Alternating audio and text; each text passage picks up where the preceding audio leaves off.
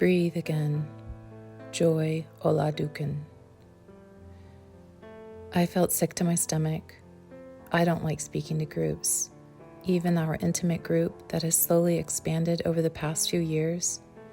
Even though we are all in our homes meeting virtually, even though a dear friend of mine who I invited to join our class was with us, even though I felt completely safe in your sandbox, I don't like speaking to groups. But I do like you a lot. You consistently encouraged me and my classmates to speak in class. Most of us do not. The judge does. I imagine that's because he's a judge, and he's really funny, and probably takes this class experience much lighter than what he does in his daily work. I discovered you during the Lighthouse Lit Fest, your workshop, or what I like to think of as a sandbox, because I like to play, was titled Hermit Crabbing Your Prose. The description was about mixed forms, borrowed homes, and flexible narratives. I had no idea what it all meant, but the metaphor made me smile.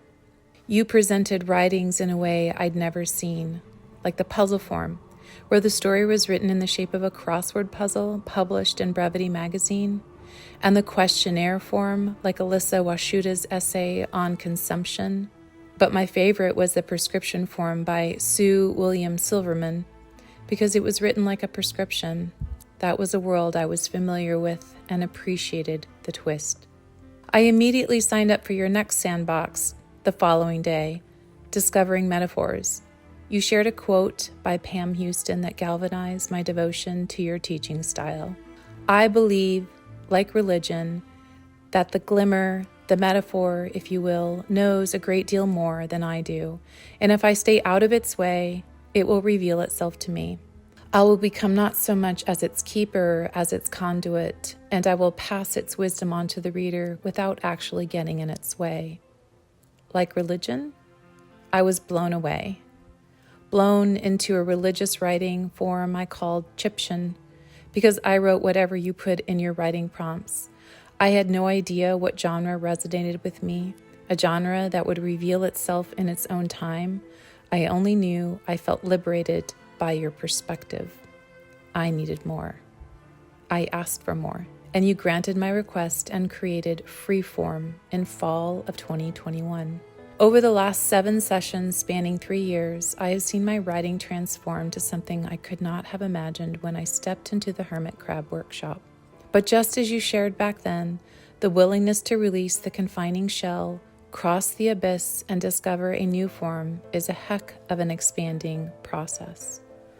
What I already knew as a mental health professional was the importance of comfort and support when crossing from one shell to another, and what I already knew about myself was that fun and freedom to explore without criticism is the only way I will make it, the path of ease and grace, paved with delight. I'd never received feedback like you offered. I nearly abandoned this writing journey when my previous teacher's feedback included, "It seems a bit hyperbolic to say your father was one of the most successful people in the world." I felt like I was exposing my fragile exoskeleton to a rough sand scrub, which I thought was how it was done given my share of years in the education system. But I wasn't seeking a degree. I wasn't interested in grades or proving. I was following a vision, and I needed to have fun along the way. Speaking in a group, that was tough, especially about my project. I prepared, had notes ready, was willing to step forward, although I did ask you to call me forward. As the class neared the end, I knew we would run out of time. My body released all tension from the thought. I wasn't even aware I was holding this much tension. I only noticed the queasiness in my stomach, and then a revelation, invoked by my anxiety, coupled with a topic for the class, balance and harmony, added on by our homework. If you're working on a book-length work or a poetic series in verse or prose, and you can identify or have identified something it needs that you haven't written yet, write that. The epiphany struck with tears, tears that moved into sobbing, sobbing that uncovered terror. What I know about myself is my anxiety is a signal. Sure, I can push through it. I've had decades of experience forcing myself through hard times, yet it's not what I teach. It's not the path of ease and grace paved by delight. My anxiety is signal. Divine intervention came by running out of time, which I found incredible, since most feel anxious running out of time. Yet in my case, it was a gift, the invitation to take a pause and explore my anxiety. I uncovered a realization of how I felt about this book, revealing itself to me.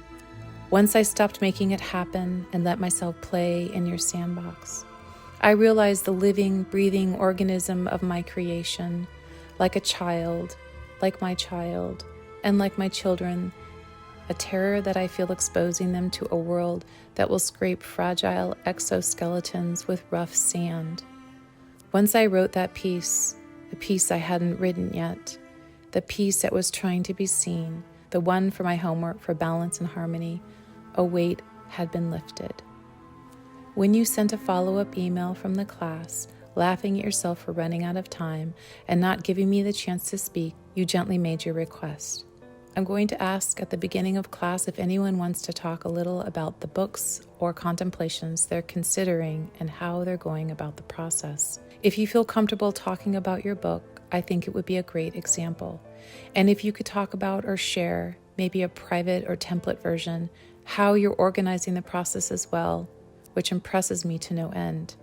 This time, I wasn't nervous, because it turned out the next class fell on Valentine's Day, and the topic was love, a perfect reflection of my book of essays, Love's Playlist, unveiling what is happening behind the scenes, which includes you, behind the scenes, my teacher, my mentor, my love. How do I replicate you and pass you out to the world?